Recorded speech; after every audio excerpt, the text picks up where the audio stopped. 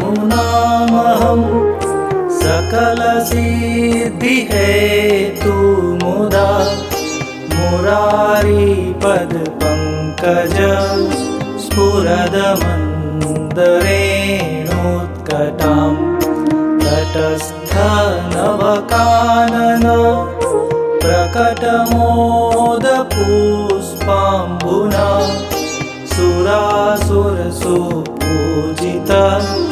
स्मरपितुः श्रियं बिभ्रतिं कलिन्दगिरिमस्तके पतदमन्दपूरोज्ज्वला विलासगमनोल्लसत् प्रकटगण्डशैलोन्नता सघोषगतिदन्तुरा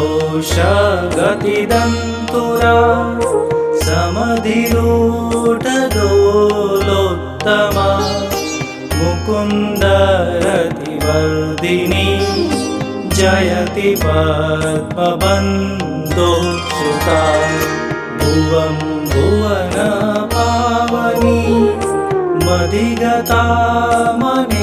मदिगतामनेकस्वने प्रियाभिरिव सेविता सुखमयूरहंसादिभिः तरङ्गभुजकङ्कण प्रकटमौक्तिकावालुका नितम्बतटसुन्दरी नमत कृष्णतुर्यप्रियाम् अनन्तगुणभूषिते शिवविरञ्चिते वस्तुते गणागणनीते सदा ध्रुवपराशराभीष्टदे विशुद्धमथुरातटे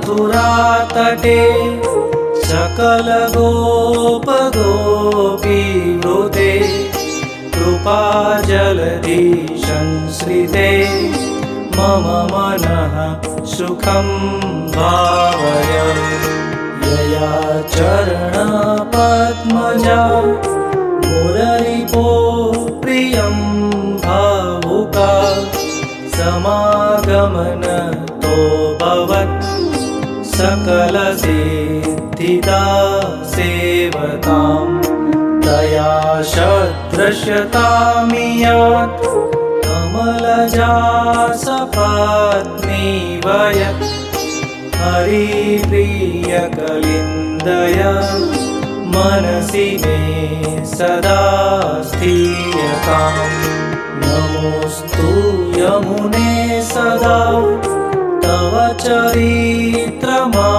चरित्रमात्यद्भुतं न जातु यमुयातना भवति ते पयः पानतः यमोऽपि भगिनीसुतां कथमुहन्ति दुष्टानपि प्रियो भवति सेवना तव हरेर्यथा गोपिका ममास्तु तव सन्निधौ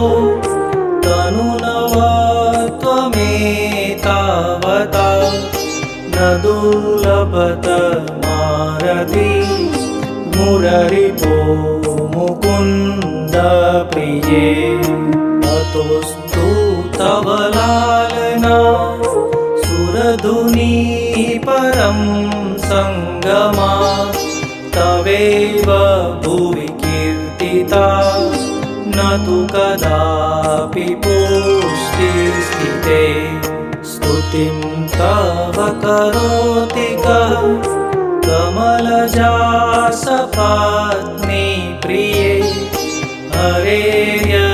हरेर्यदनुसेवया भवति सौख्यमामोक्षता इयं तव कथाधिका सकलगोपिका सङ्गम स्मराश्रमजलाणुभिः सकलगात्रजे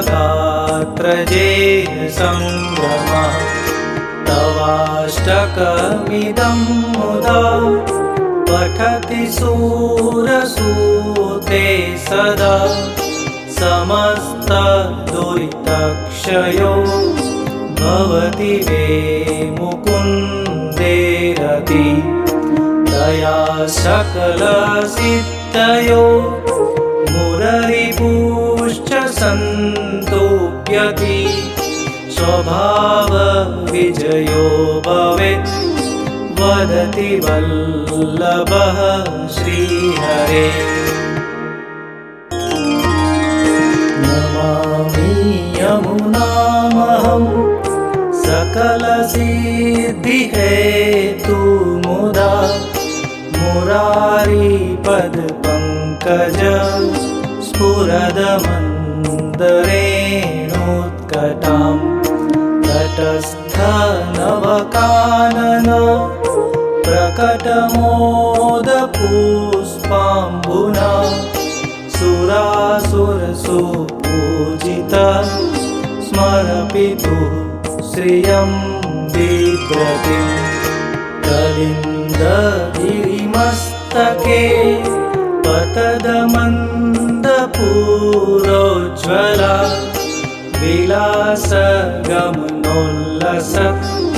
प्रकटगण्डशैलोन्नता सघोषगतिदन्तुरा समधिरूढदोलोत्तमा मुकुन्दरतिवर्धिनी जयति पद्मबन्धुसुता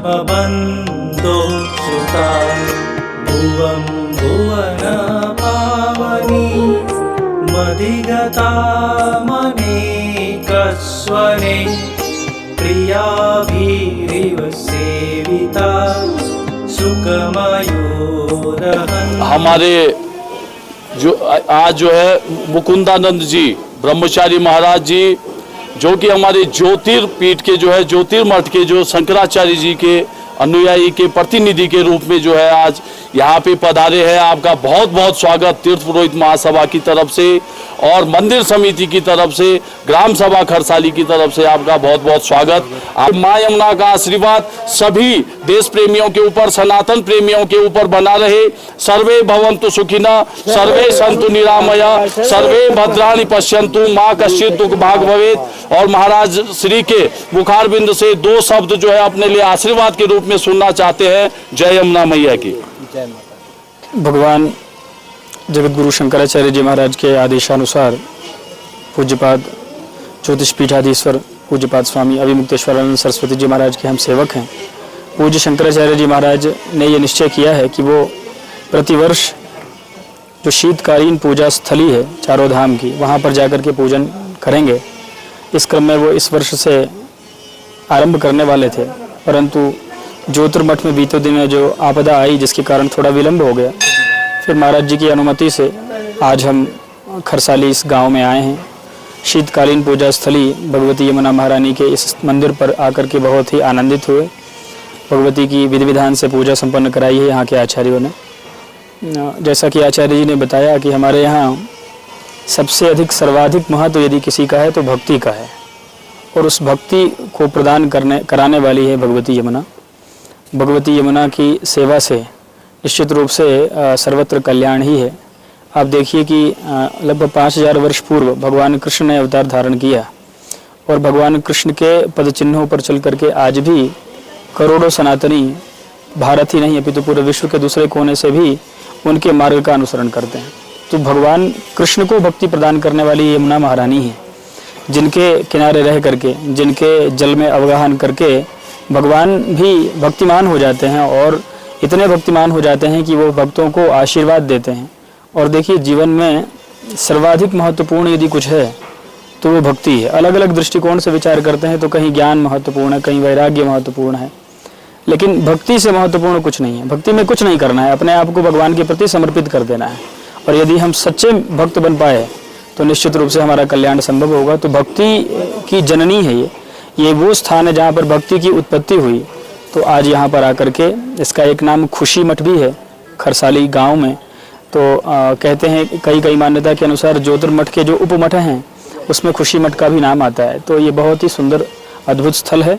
चारधाम यात्रा के क्रम में हम आज प्रथम यहाँ दर्शन करके यहाँ से अब मुखवा मुखी मठ के लिए जाएंगे और फिर इसी क्रम से ऊषा मठ और फिर जोशी मठ जा करके ये जो चारधाम शीतकालीन यात्रा का क्रम है वो पूर्ण होगा।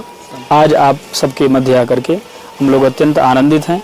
भगवान शंकराचार्य जी महाराज, भगवान बद्री विशाल, भगवान केदारनाथ, भगवती यमुना और भगवती गंगा आप सबका कल्याण करें और समस्त विश्व के कल्याण की कामना हमारे पूर्वजों ने सदा से रखी है। हम भी उसी कल्याण की कामना को दोहराते हुए आप सबके लिए मंगल कामना करते हैं। बोलिए यमुना मैया की जय, आदि गुरु शंकराचार्य महाराज की जय।